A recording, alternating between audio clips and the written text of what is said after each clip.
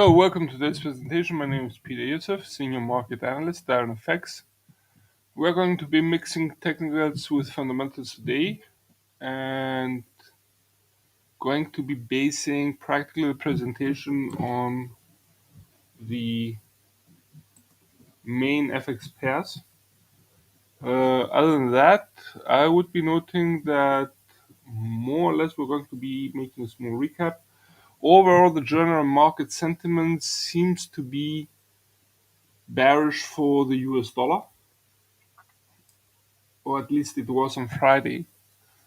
And it's characteristic, we're seeing now here in front of us EURUSD's daily chart. Allow me to clear a little bit with labels and resistance support lines. Now, definitely,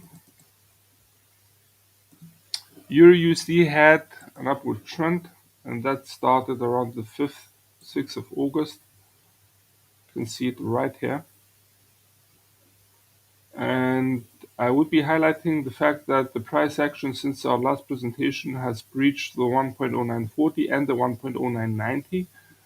Now aiming for the 1.1065. Let's add some, definitely we're going to be turning them into support lines.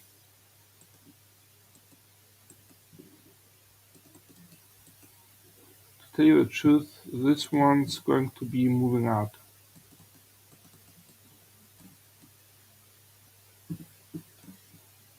There you go. And we need one additional resistance line.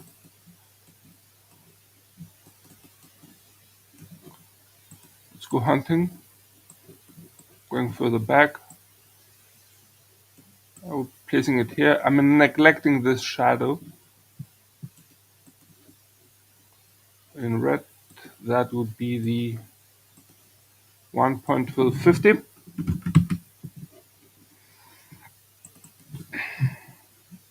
The R2 at 1.1140. Locking everything in, readjusting the chart. Let's place some labels, starting with the new R3, which is considerably higher.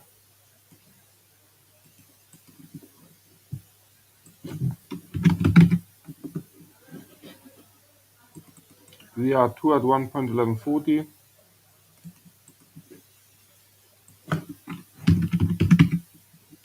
The R1 at, give me a sec,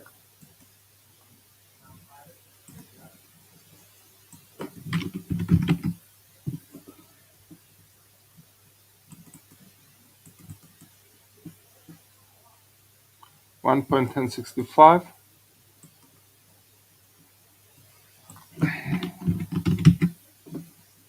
Going to be readjusting the R1, the S1.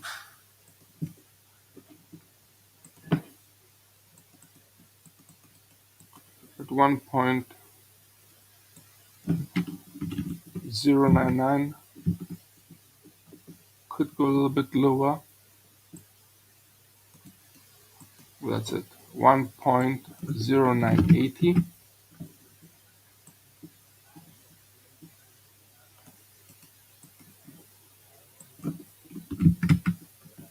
By the way, feel free to add any charts you would like to have a look at. If we have time today, we'll do it. If not, we can always postpone it for tomorrow. S2 being set at 1.0905.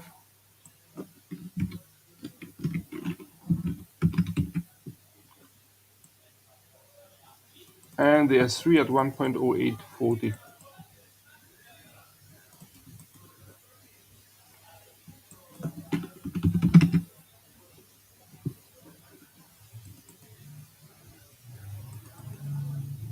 Now, EURUSD maintained an upward movement that's clear. We have highlighted also the upward trend line, which is guiding it. I would be adding here also the fact that the RSI indicator just below the chart right here is nearing the reading of 70, implying more or less a bullish market sentiment. So that's another element which tends to support the upward movement. By the way, mind you that the 20 moving average right here, which is the median of the Bollinger Bands, you can see here also the 50 moving average in orange and the 100 moving average in green. They all started to point upwards, more or less supporting the bullish movement. But on the other hand, you can see how the price action has hit on the upper Bollinger Band, which more or less tends to imply that the bullish movement could be restrained somewhat, or even a correction lower is possible for the pair. So more or less, I wouldn't be surprised to see the pair edging a little bit lower. Yet as long as the upward trend line we have drawn remains intact, the bullish outlook is still present. You can see how the pair corrected on Thursday lower, yet regained its bullish momentum on Friday. On a fundamental level, I would be noting that market expectations about the Fed to start cutting rates seem to be enhanced. So I would be noting to that end Fed Board Governor Wallace's speech today. There will be also a speech tomorrow by Fed Board Governor Barr. On Wednesday, we're getting the Fed's last meeting minutes. They were for the end of July meeting. And on Friday, the Jackson Hole Symposium begins, at which Fed Chairman Powell will be speaking, outlining more or less the economic outlook of the US and its consequences on monetary policy. So that would be closely watched as well. In any of these four events, should we see more dovish signals being sent by Fed policymakers, I would expect that it could weigh on the USD and allow the pair to rise. Moving now to USDJPY, which dropped. Let's drill to the daily chart. Give me a sec, just for the head. Yeah, that was the minute chart. Back to the daily chart. Now there was a drop during today's Asian session, which is continuance practically of Friday. And I would be noting here that most probably we may see the bearish tendencies continue. There we go. Later today, albeit if we drill into the 1 hour chart, you can see that there is still relative stabilization, even some upward movement. Back to the daily chart.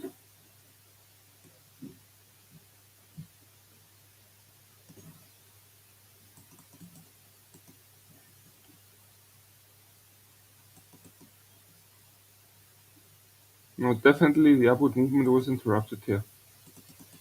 You can see it by the upward trend line, which was broken with today's Asian session.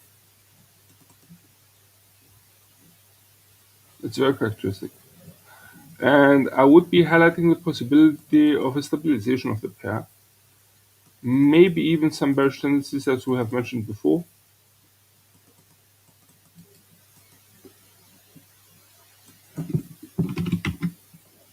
Give me a sec.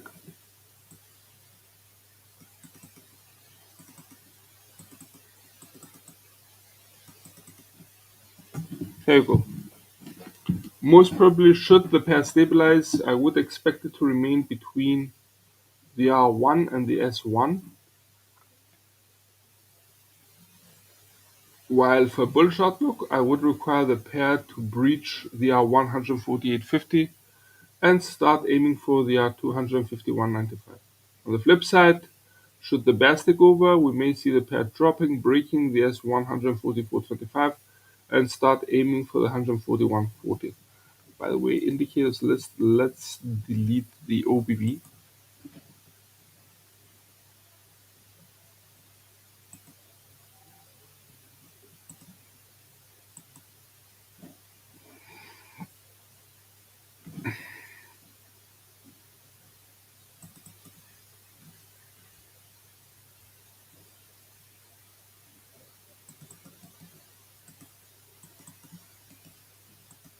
And let's readjust the labels.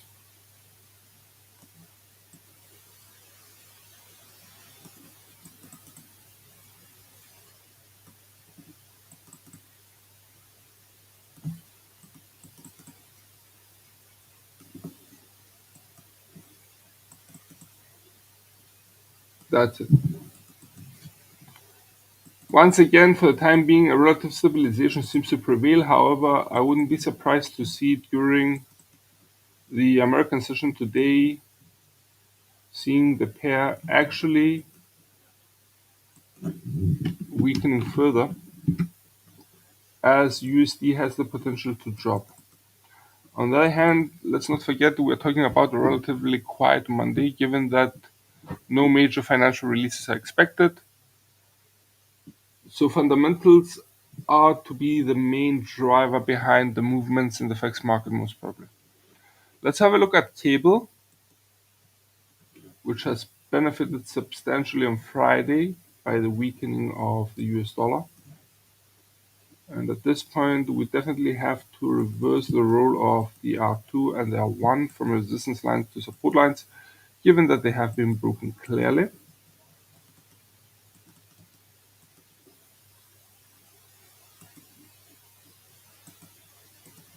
Let's also add an upward trend line to see the limitations of the upward movement, and you can see how steep it is. The RSI indicator is also nearing the reading of 70, implying that the bullish sentiment among market participants is building up. Let's go hunting for new resistance lines. Unlocking the chart, going back. We have a nice peak here supporting the resistance level. Further back,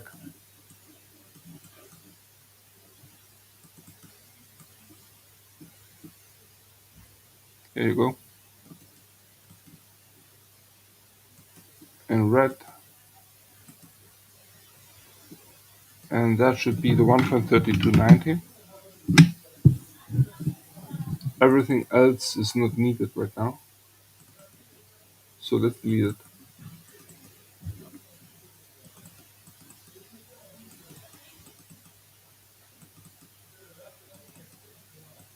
And we will have a clear chart. Readjusting it.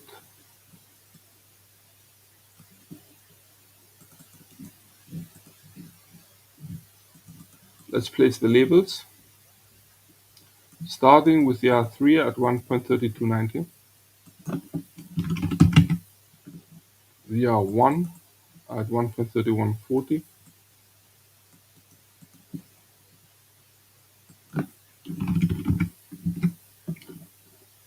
so that's the R2, the R1 is at 1.3040,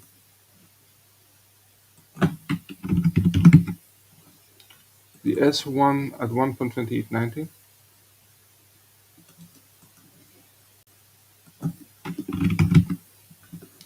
the S2 at 1.2775,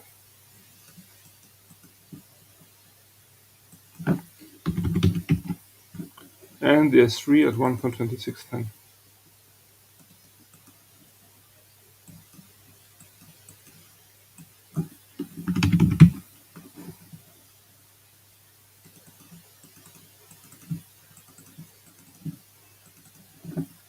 That's it.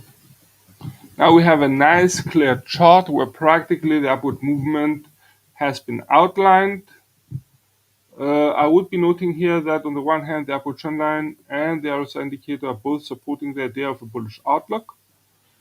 On the flip side, we can see how the price action has hit the upper Bollinger Band, which may more or less slow down the bull somewhat or even cause a correction lower.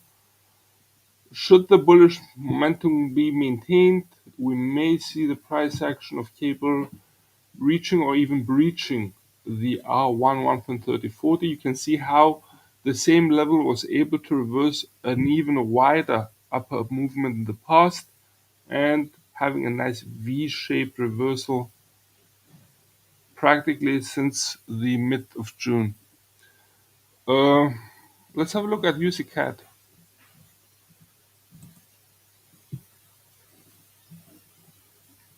clear-cut downward movement, which is being highlighted by the downward trend line. Definitely the R1 has to be turned into support line.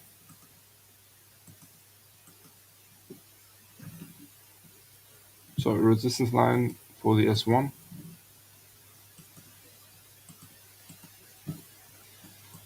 The 1.3720, given that it has been breached clearly.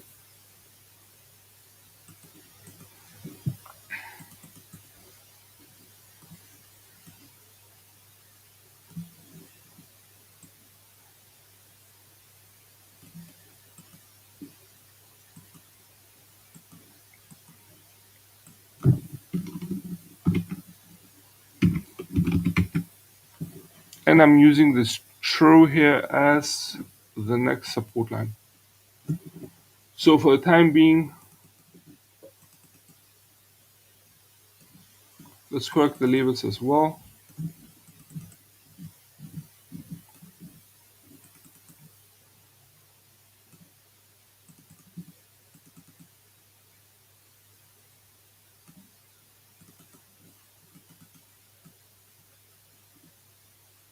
Starting with the R3, which is being set at 1.3975.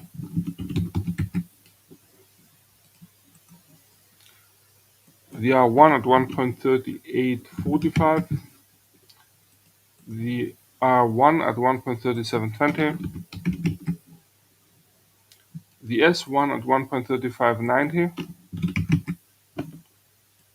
And the S2 at 1.3450. Sorry, 75. The S3 at 1.3340. Locking everything in. We tend to maintain a bearish outlook for the pair as long, and we're talking about USD here, and we're maintaining this bearish outlook as long as the downward trend line remains intact. Possible slowdown of the bears could be, given that the price action has reached the low Bollinger Band. Yet as long as the downward trend line remains intact, we maintain our bearish outlook. On a fundamental level, we note the relative weakness of the USD. On the flip side, on the Canadian side of the pair, I would be noting also the release of Canada CPI rates for July. I think that's tomorrow during the American session. They're expected to slow down. And if actually so, we may see the market repositioning itself ahead of the release and thus start selling the loonie. The RSI indicator is falling, nearing the reading of 30, which also is actually in the midst between 30 and 50 right now. And that may also be weighing somewhat on the on the pair somewhat. For the time being, once again, we tend to maintain a bearish outlook, and in such a case, we may see the pair aiming, if not reaching, the S1 1.3590. Let's have a look at AUDUSD. Nice intense rise of the pair, with the upward trend line being shifted to the right a little bit. Now, one could use this true, but in my opinion, this is more valid. That's when the pair started to rise. Hitting another one here, so we have a confirmation as the pair was rising, corrected lower, continued to rise, and it has now stabilized somewhat. The R1 0.6570 has to be turned now into a support line. And we need a new ultimate resistance level. I would be noting it somewhere here. Note this peak here. That would be the 0.6870. Let's widen the chart and reposition the labels. Correct them. Now, on a fundamental level for the Aussie side of the pair, I would be highlighting the release of RBA's last meeting minutes. They are due out during tomorrow's Asian session.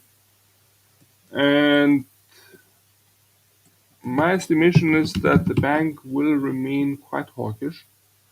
I wouldn't be surprised to see the issue of a possible rate hike being rediscussed in the last meeting.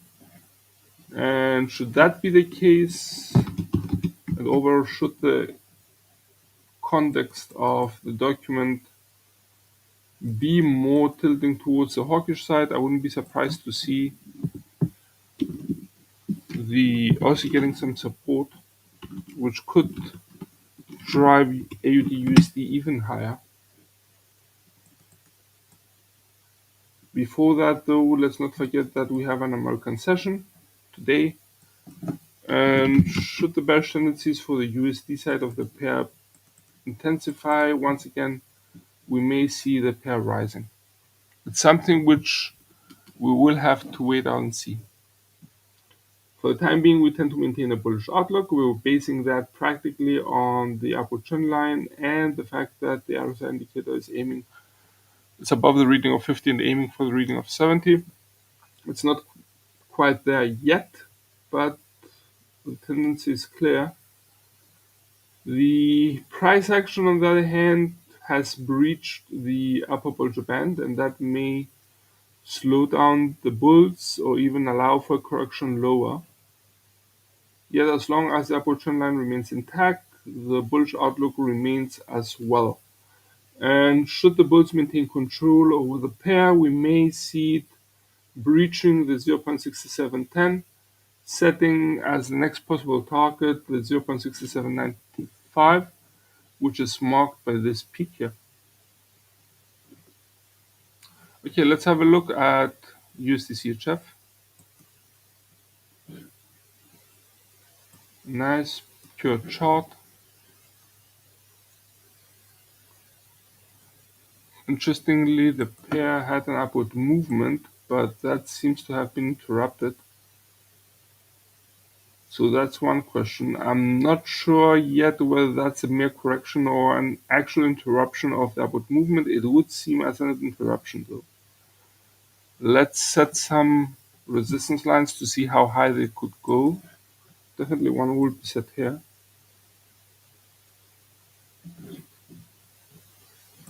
I'm going to be setting them pretty close.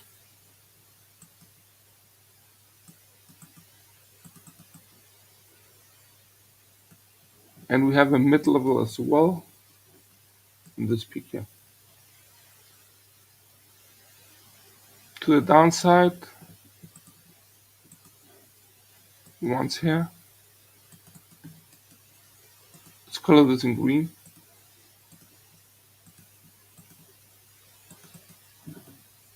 I would be setting another one here. Let's go back.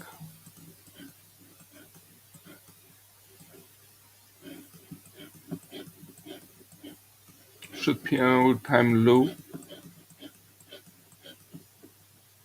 Monthly. Yeah, practically it is weekly.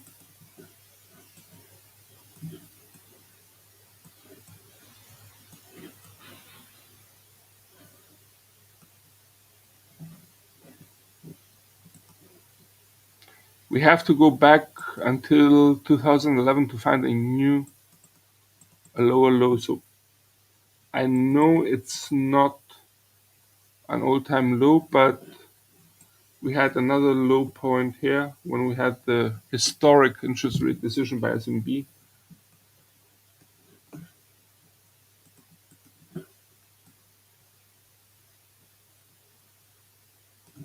Daily chart.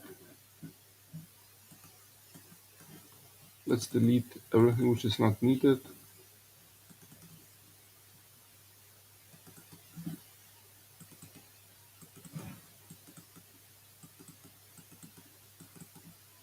Clearing the chart.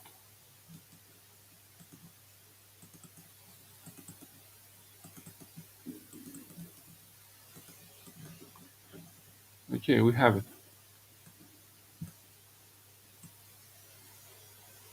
Let's set some labels.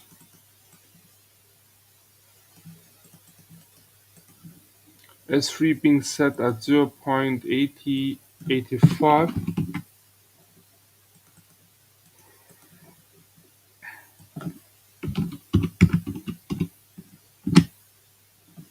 S2 at 0.8330.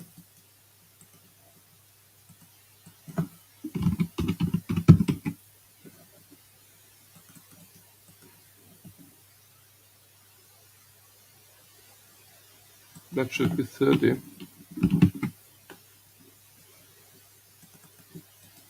It's corrected. S1 being set at 0.8555.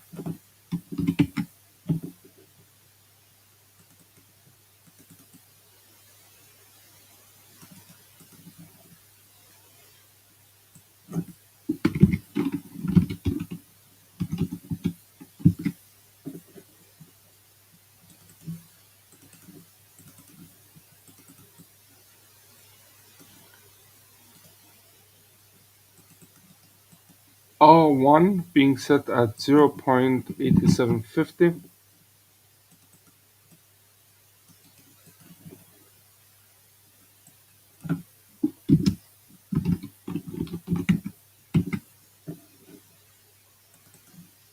R2 at, let's have a look at that, 0.8920.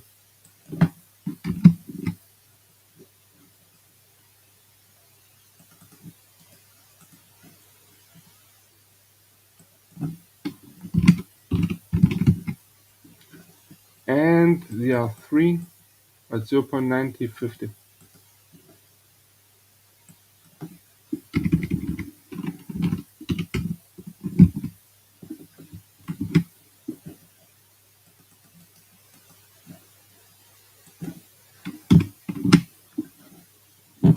I understand it could go wider, and definitely we have another resistance level here.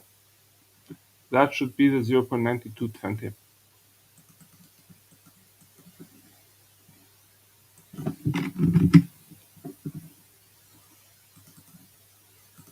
Let's lock everything in.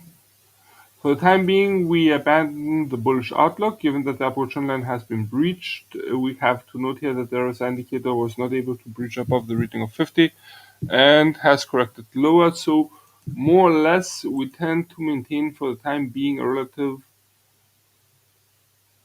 opinion of a stabilization of the pair, possibly between the S1 and the R1.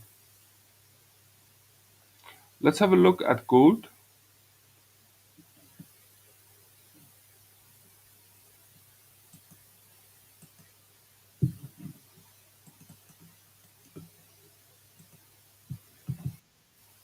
Let's delete the rectangle.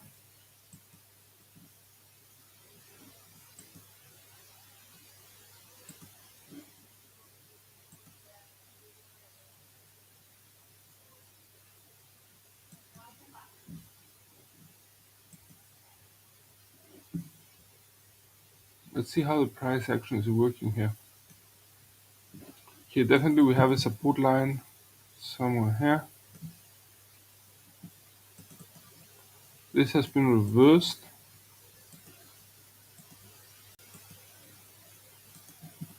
Daily chart. Now that's far more obvious here.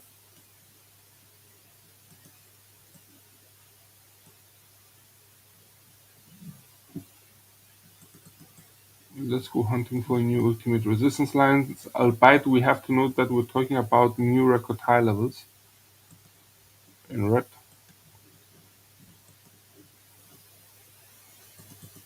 And definitely this has to be lowered. Back to the 1 hour chart, widening it. There you go.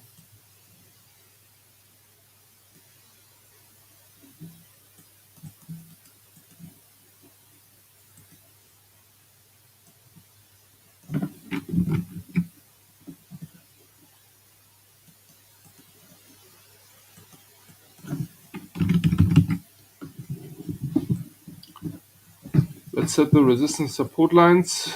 with the resistance lines being the R1, sorry, the R3 at 2,600,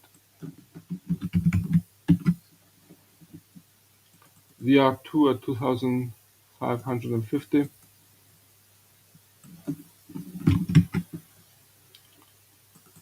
the R1 at 2,510, practically the all-time high of the precious metals price. It wasn't quite there, but it's a nice round figure.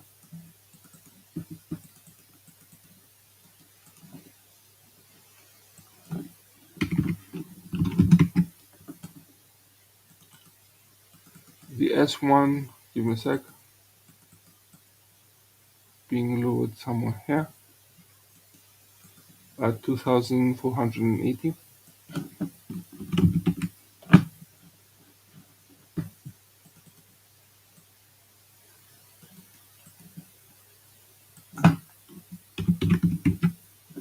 The S2,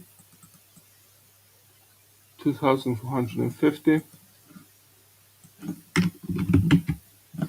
And the S3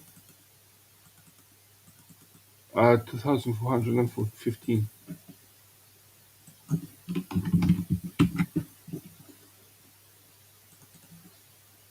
For the time being, we note how, this is the 1 hour chart, let's not forget, we note how the precious metals price has stabilized.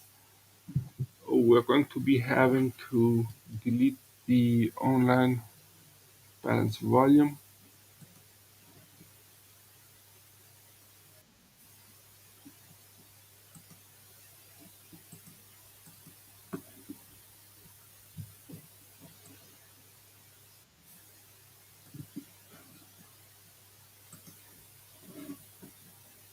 Clearly we don't need this label anymore.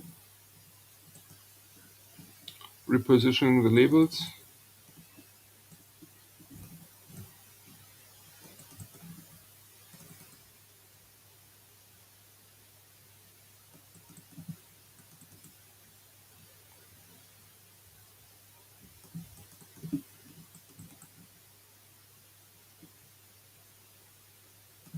It's interesting how the precious metals price continues hovering just below the all-time high, which in my opinion tends to imply some bullish tendencies.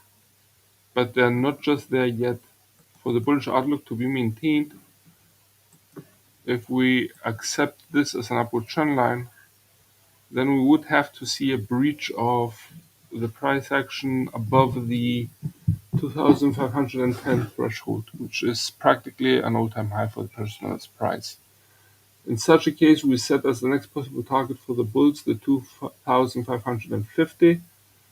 On the flip side, to the downside, should the bears take over, we would definitely require the pair to breach the pre-mentioned upward trend line, which would be signaling also an interruption of the upward movement, and also to breach the S1 2,480. The level used to be a former resistance line, and given that the price action has moved decisively above it, we tend to maintain that as a support line right now, with the next possible target for the bears being set at 2,450.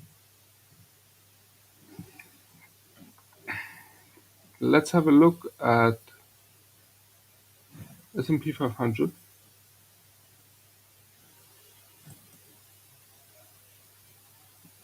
This is the weekly chart. Let's drill to the daily chart. Very steep upward movement, which has been ongoing practically since the 7th of August. And definitely the R1 and the R2 have been breached. If we can see a similar picture also for Dow Jones, would be interesting. Yeah. Note the steep rise of the past week. There you go. It's also nearing all-time highs. And let's have a look at WTI.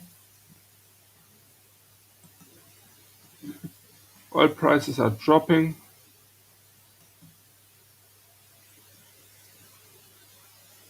And in my opinion, the bearish outlook could be there.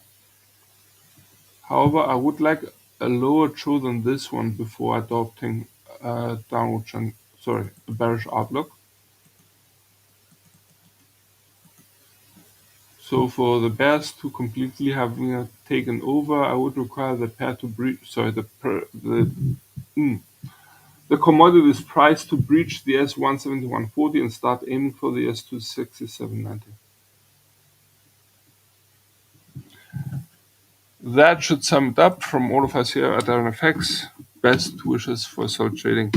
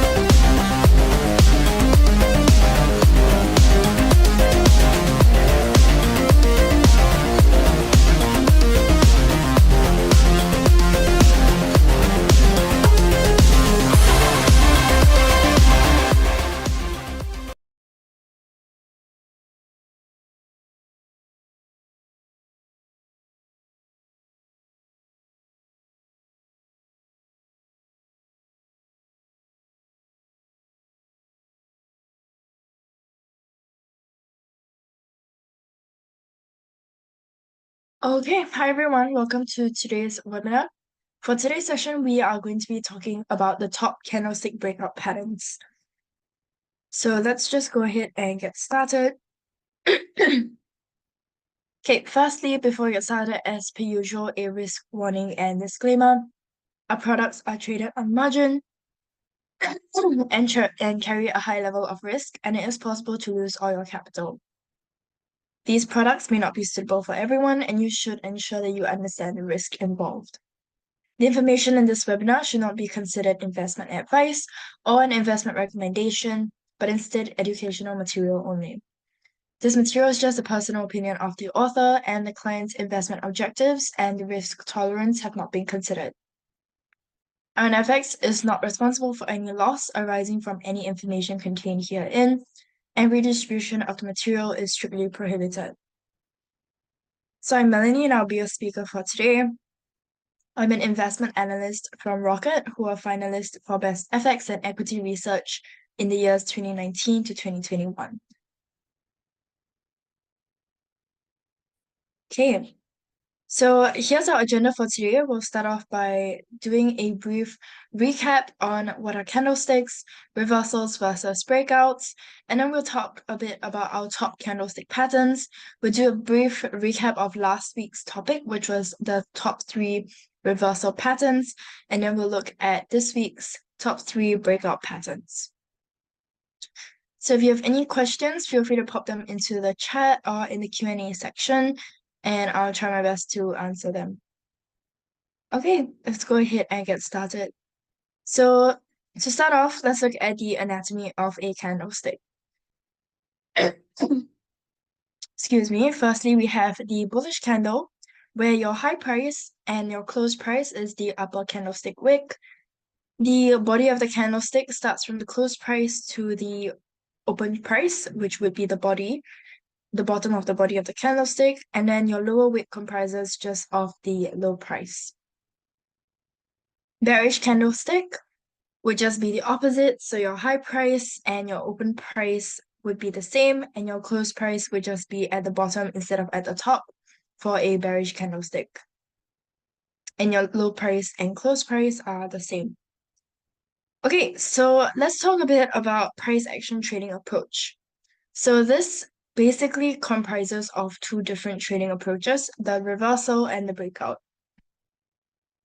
So let's firstly talk about the reversal. So we talked about reversal last week already. In case you've missed out on that, feel free to, I think we might have recordings since this session is being recorded. So feel free to email IronFX email. I think the email should be on their website.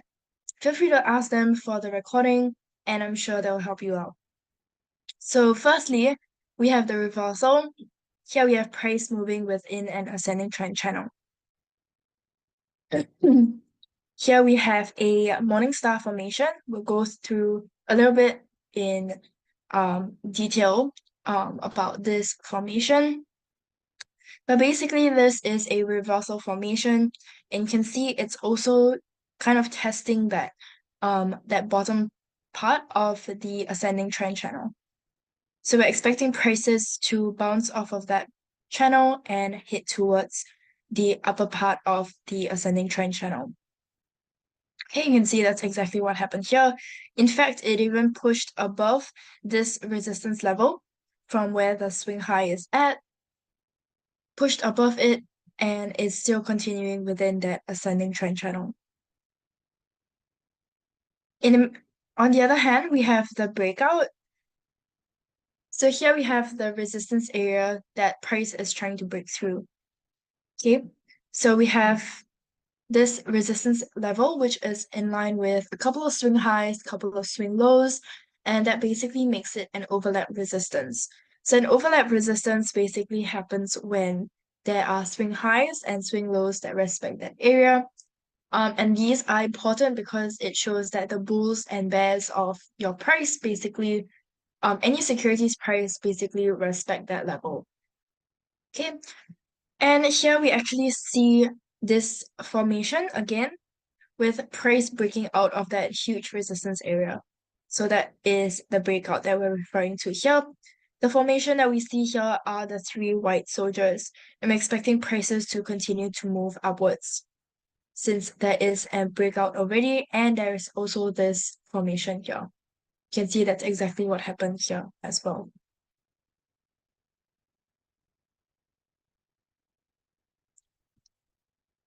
Okay, now let's quickly get into the different candlestick patterns. So we did go through a couple of them already. And if you weren't here for, okay, we just have a couple people who just joined. Yeah, so we did go through a couple of these patterns in our previous price action series. But I was just gonna do a recap in case you weren't here for that. So let's firstly look at the top three single candlestick patterns. To start off, we're gonna look at the hammer and hanging man. These are pretty straightforward. Basically, if we're looking at a reversal from price moving in a downtrend to an uptrend, we're looking at a hammer where the upper wick of the candlestick is much lower than the bottom wick of the candlestick. Hanging man, of course, would be the opposite, and it would be a reversal from an ascending an uptrend into a downtrend. Okay, next we have the inverted hammer and the shooting star. So the inverted hammer basically doesn't have any bottom wicks at all, and the shooting star as well. So you can see it's exactly the same. Difference would just be the color of the candlestick. Inverted hammer, since it's green, it's obviously a reversal into an uptrend. Shooting star is obviously a reversal into a downtrend.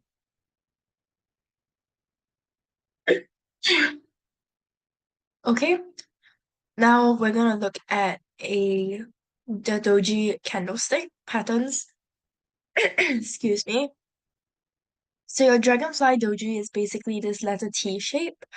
And your greystone doji is basically this upside down T shape. Again, these are reversal patterns. So when you see price moving in a downtrend, followed by a formation of a doji candlestick, we can expect prices to then move in an uptrend. Your gravestone doji would just be the opposite, with price moving in an uptrend and then into a downtrend. Okay, now let's look at the top two double candlestick patterns.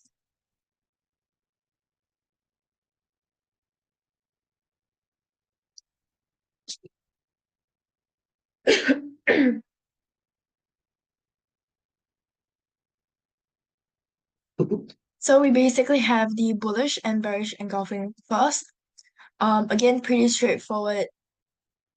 We just have a shorter candlestick starting from the end of the second candlestick, or rather, your second candlestick starting from the bottom of the first candlestick. And then price is significantly longer compared to the first one. And that's the exact same for bearish engulfing, just that the colors have switched. Since obviously here we're looking at a reversal from a downtrend to an uptrend and an uptrend to a downtrend, as signaled by the name bullish and bearish. Okay, that's pretty straightforward, I think. So let's move on.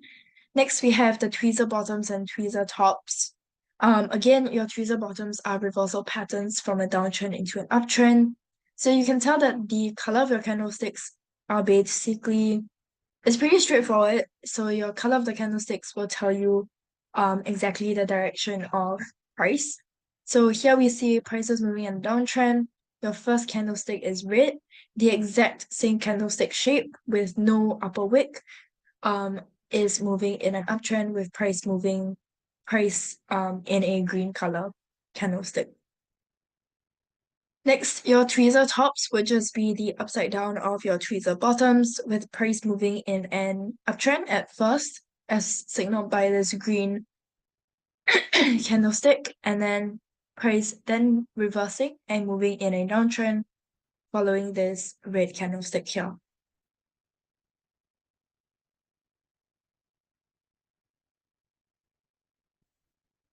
Okay.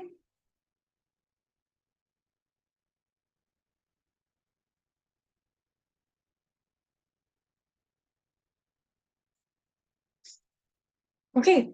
Let me know again if there are any other questions. If not, let's move on to the top three triple candlestick patterns. Okay, firstly, we have the morning star and the evening star.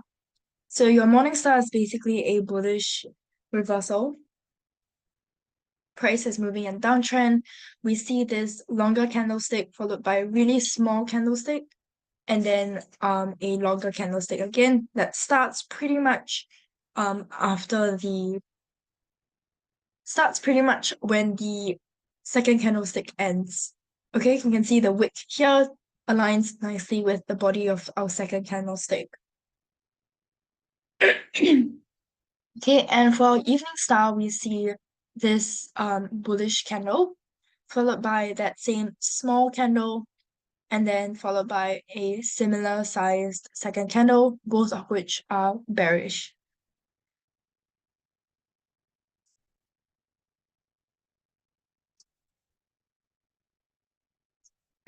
Okay. Next, we have the three black crows and the three white soldiers that we saw earlier. These are pretty straightforward. Your three black crows basically signify that there is a confirmation of a downtrend with prices three pretty similar candlestick formations one after the other, moving in a bearish manner. 3 white soldiers would just be the opposite of that. So you would just have 3 of the same bullish candlestick patterns, one after the other, pretty similar in shape as well. And yeah, basically confirms the strength of the established trend. So for black crows, obviously it's a downtrend. White soldiers will obviously be an uptrend. Okay, so these are more so not so much reversal patterns that we've been talking about for the past few candlestick patterns. These are more so continuation patterns.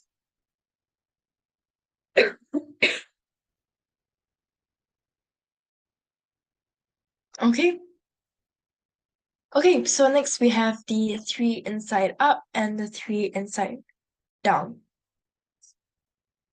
Again, this is quite difficult to find, I think, because you have a first candlestick.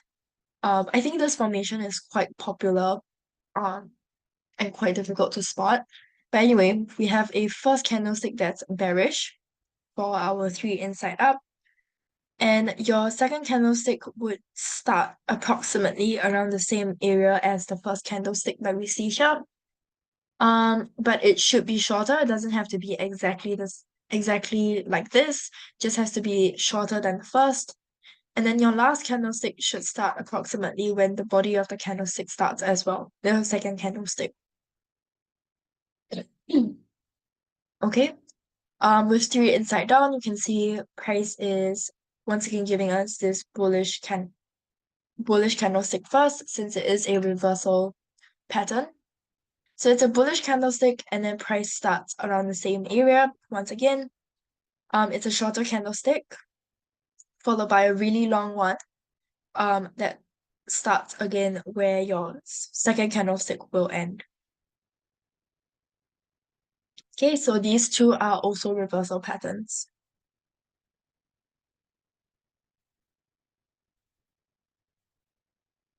Okay.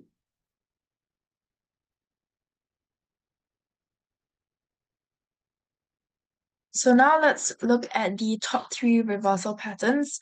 We talked about these briefly last session as well, so I just wanted to do a brief recap. So we first have the head and shoulders. Okay, we have firstly this trend line with that lines up with our swing low here, second swing low, and third swing low. That pretty much categorizes this pattern. And then from the head, price will break out of that ascending trend line and proceed to test that trend line again with the right shoulder, break below this neckline. Yeah, and we are expecting price, once it breaks out of this neckline, to then go in for a sell towards this target here.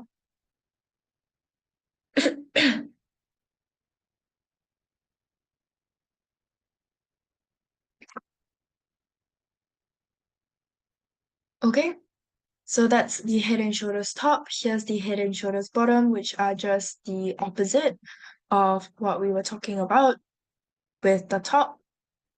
So here, instead of an ascending trend line, we have a descending trend line. The head is, I guess in this case, it's not really a hit since it's a swing low. But yeah, so the hit here, and then once price breaks out of that trend line and retests that trend line from the top, it's then formed a right shoulder. Once it breaks out of that neckline, we then go in for a buy towards that target.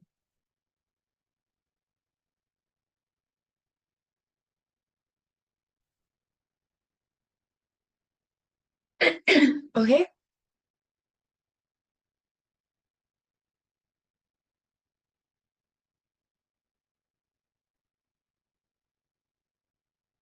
Okay. Next, let's look at the double top. These are pretty common as well. Okay. Do you want me to go back to this one? Okay. Yes. Okay.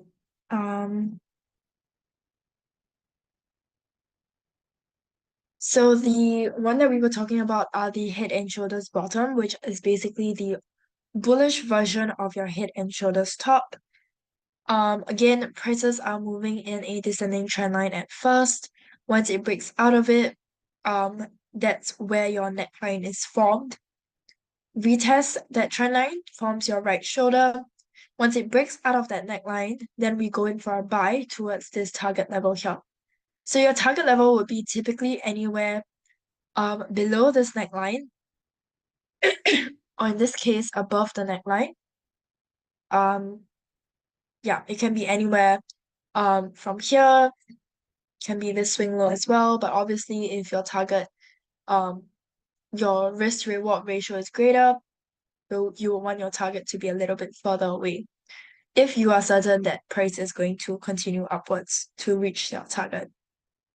Okay, so that will be the opposite of this, the top, which you are going in for a sell towards that target. But again, the concept is the same. You're going in only when price breaks out of this neckline, going in for a sell towards a target that's way below this swing low as well. Okay, it could even go below your former your original price. Just make sure that you're certain that price is actually going to reach your target.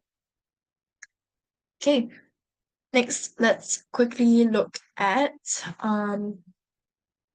your double top. So for your double top, these excuse me, basically is a reversal pattern again, formed by two consecutive highs that we see here. We have a swing high 1, swing high 2, and they're kind of about the same level. So if there's a slight difference, that's okay, but they should be about the same level. And an intermediate low, which would be here, as you can see. So it's expected that after the price again reaches the level of the first high, like we see here, and then it reverses and falls below the level of the intermediate low, then we can expect that the fall will continue further by about the difference between the highs and the lows. Difference between the highs and the lows basically means the peaks here and this low here. That's why you can see our target is way below here, kind of about the same distance as the difference between the peaks and the swing low here. Okay, so this pattern is considered formed when after the appearance of the second peak, which is here, the price or the close falls below this neckline. So again, your neckline will be over here.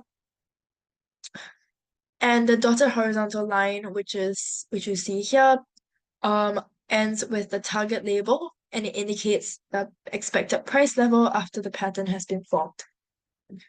So as new bars appear, the line extends to the right. Until the last bar, until the pattern status changes from awaiting to another, which basically means that here we are waiting for a price to reach our target, but you can expect price to continue moving to the right here.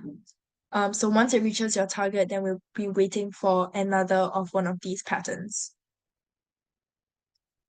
Okay, any questions?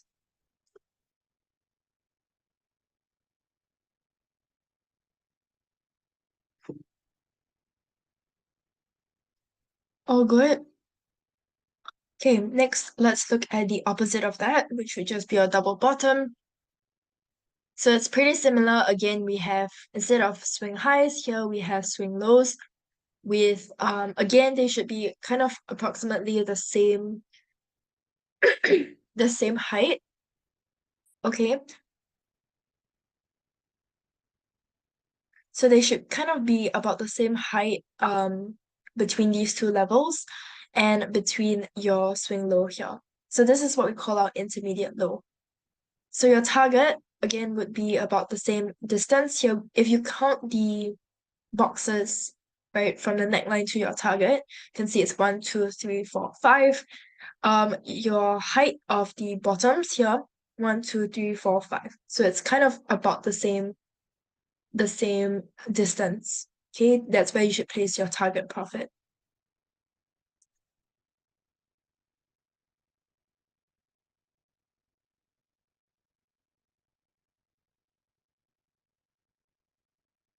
Okay, do you guys have any questions?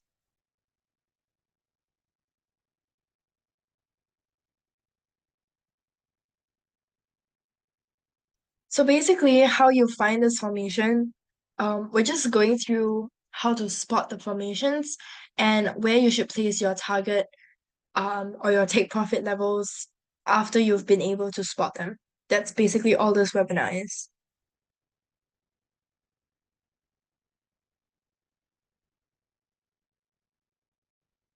Okay.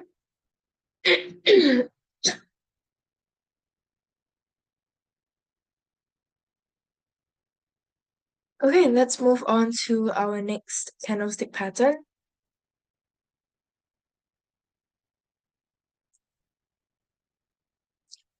So next we have our triple top. So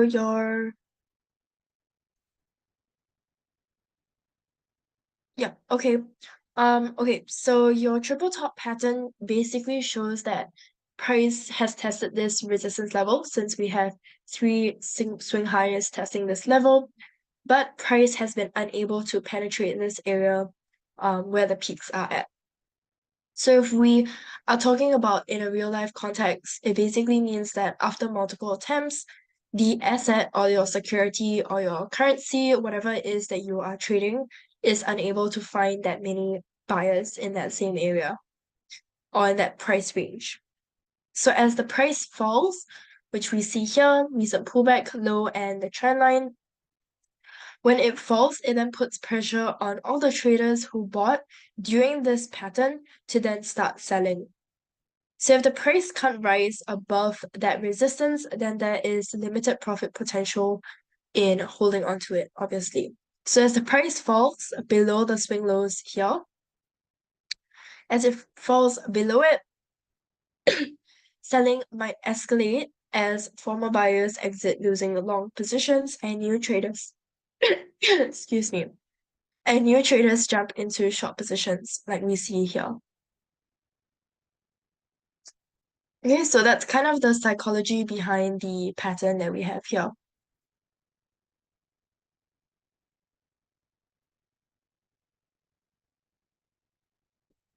Okay, so there are times when a triple top, like we see here, when it'll form and then it'll complete.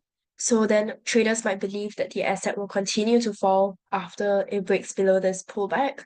But the price might then recover and then move back to that resistance area.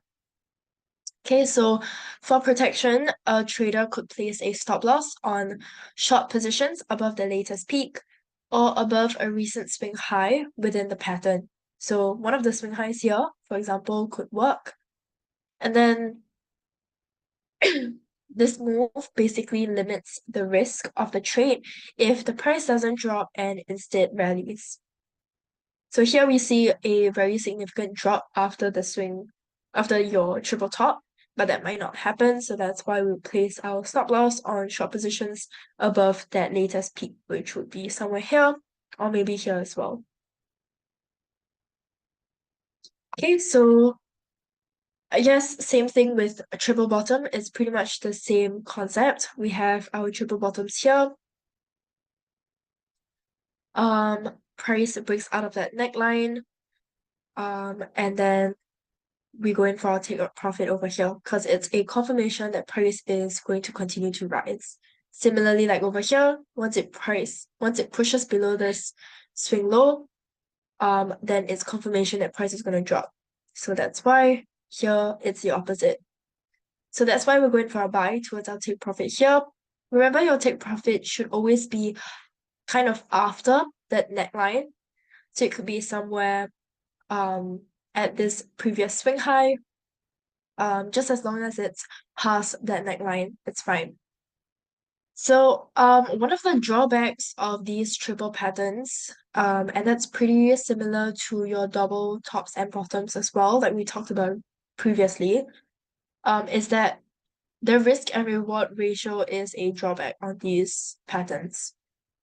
So since both the stop loss and the target are based on the height of your pattern, so your height is basically here, Height is basically the height of your swing. Here would be swing lows.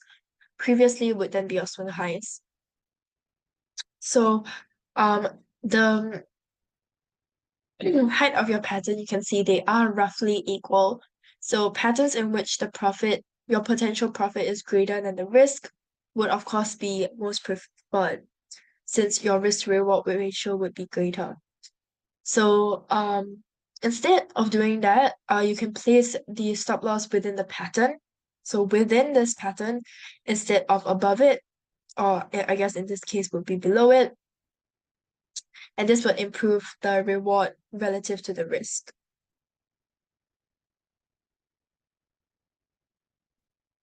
Okay, of course, this also depends on where your entry points are, where you get in once this formation has been formed. But yeah, normally your risk would be somewhere after this triple bottom, and your take profit, as long as it's beyond this neckline, you should be fine. Okay, any questions so far on our reversals?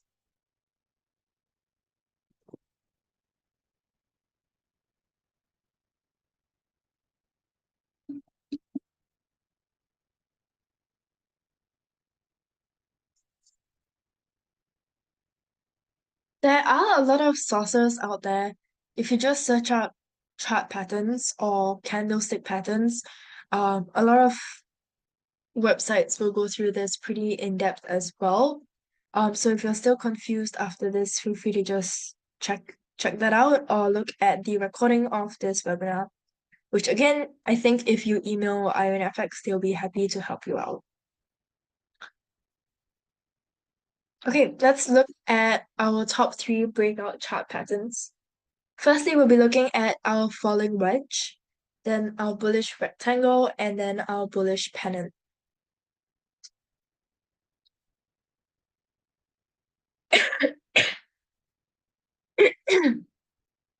Okay, so starting off with our falling wedge, this is where we would roughly place your take profit entry and stop loss levels. I guess these are also kind of your triangles, or I think, yeah, it would be your triangles as well. So in this case, a falling wedge would just be a descending triangle. So the upper line, which we see here, basically matches or it connects the lower highs to the bottom line. When I say lower highs, I mean because there is a swing high here, here, and here, but price is making the swing highs are lower each time. That's basically what I mean by lower highs.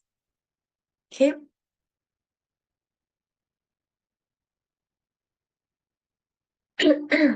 So an ascending triangle, which we see here, or an ascending wedge, you can see it's moving, it's kind of just the opposite of this, with price making higher lows. And then we have the upper level, which is kind of just following price. So it is still moving upwards, but not at the same level as our bottom line.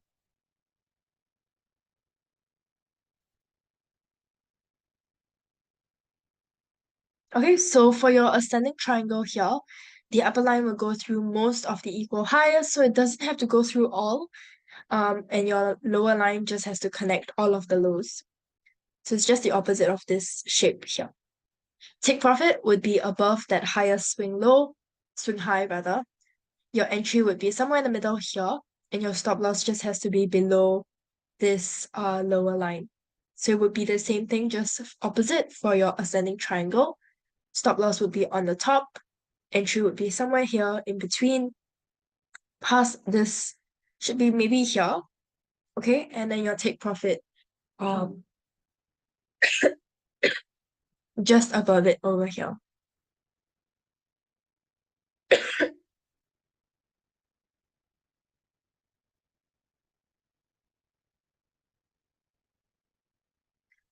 Okay. So normally with an ascending triangle, traders will buy when the price breaks above that upper line. And in a descending formation or a falling wedge like we see here, they wait for price to fall below that lower line here. Okay, yeah, stop loss, take profit, we've already gone through that. Okay, let's move on. So next we have a bullish rectangle. So these, I think another name for this is the flags.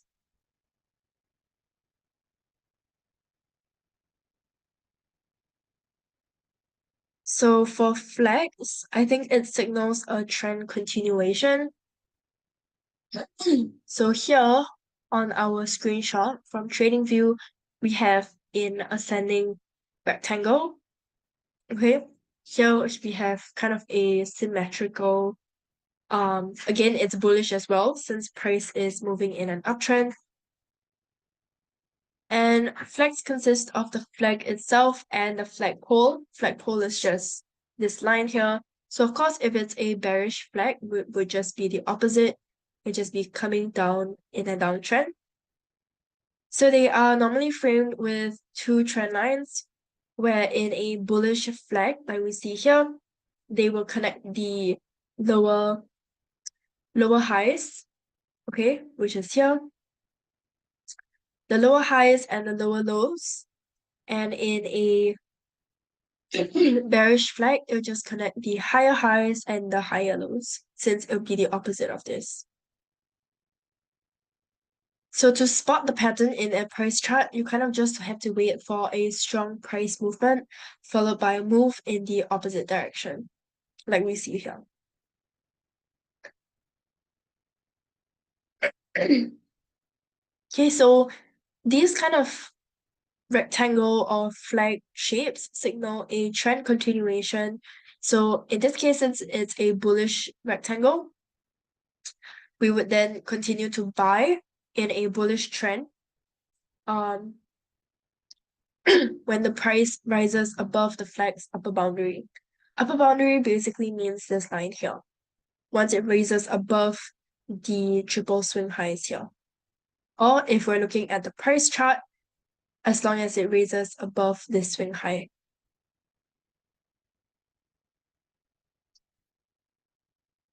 Okay, so for your stop loss, we would normally recommend you to place it below the lower band of your formation. Your entry, as we mentioned earlier, would just be as long as it breaks above that upper line, and your take profit would just be anywhere above it.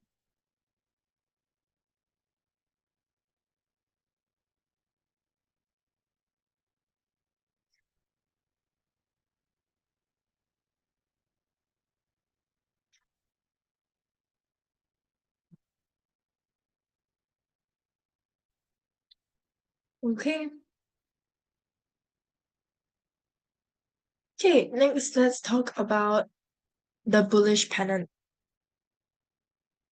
So pennants it basically combines the features of a symmetrical triangle that we talked about earlier, or the wedge that we talked about earlier, with the features of the flag pattern.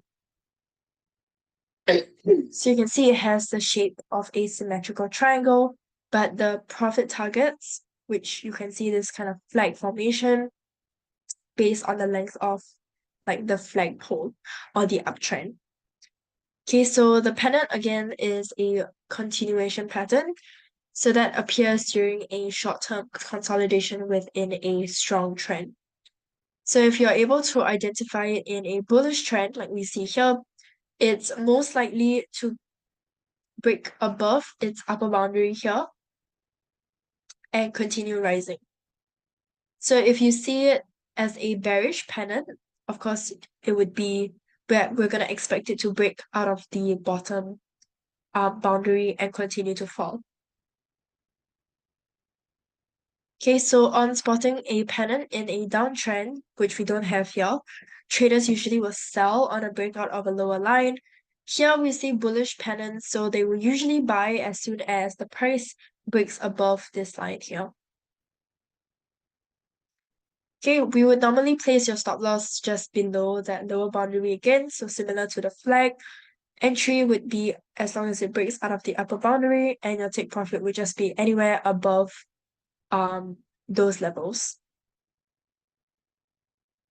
Okay, but it is kind of supposed to be an equal length that's recommended. So equal length between the beginning of the movement, so it can be the flagpole here, as well as the movement from here to your take profit, or whenever price breaks out of that upper boundary.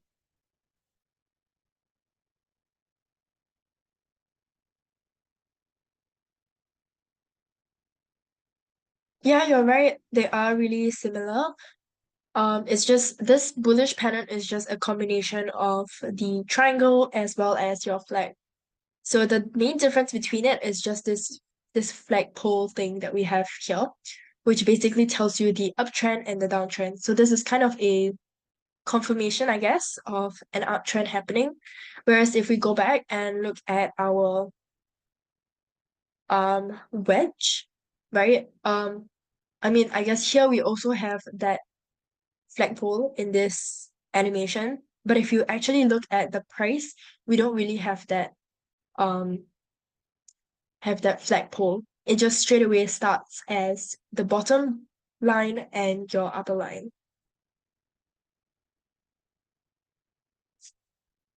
Okay, but yeah, they are pretty similar.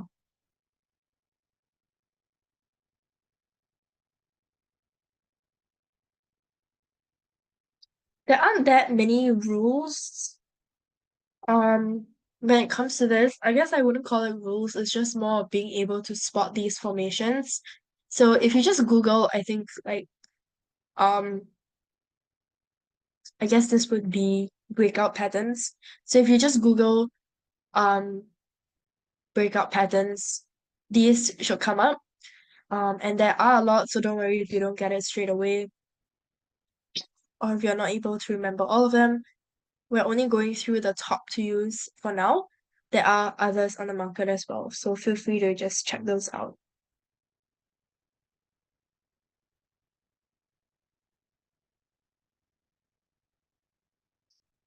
Okay, so now let's look at combining candlestick patterns with what we already know.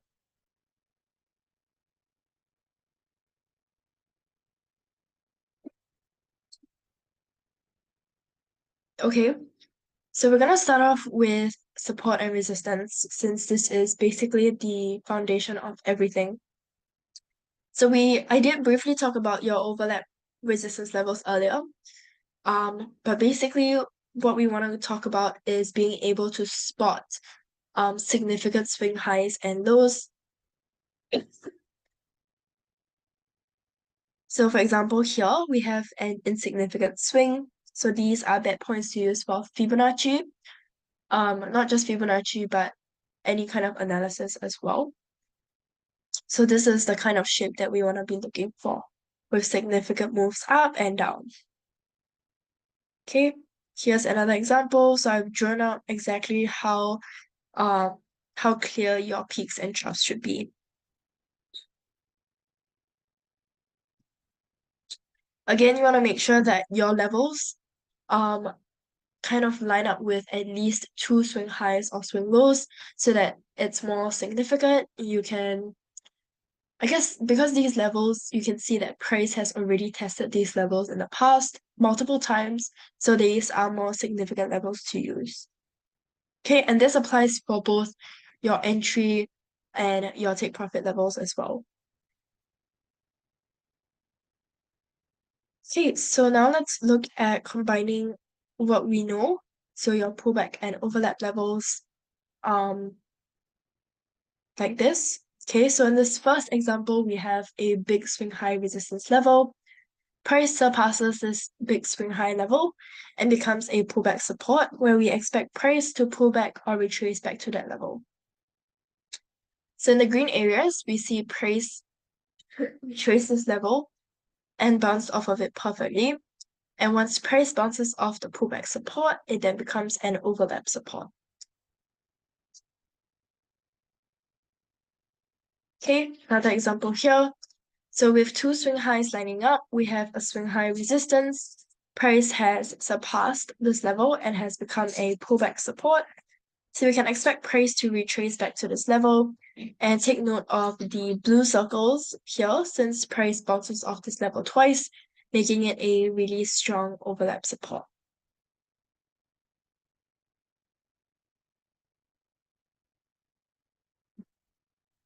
Okay, and our last example here, there are multiple swing lows that are in line with that 33420 support level. Once price breaks this level, it then becomes a pullback resistance.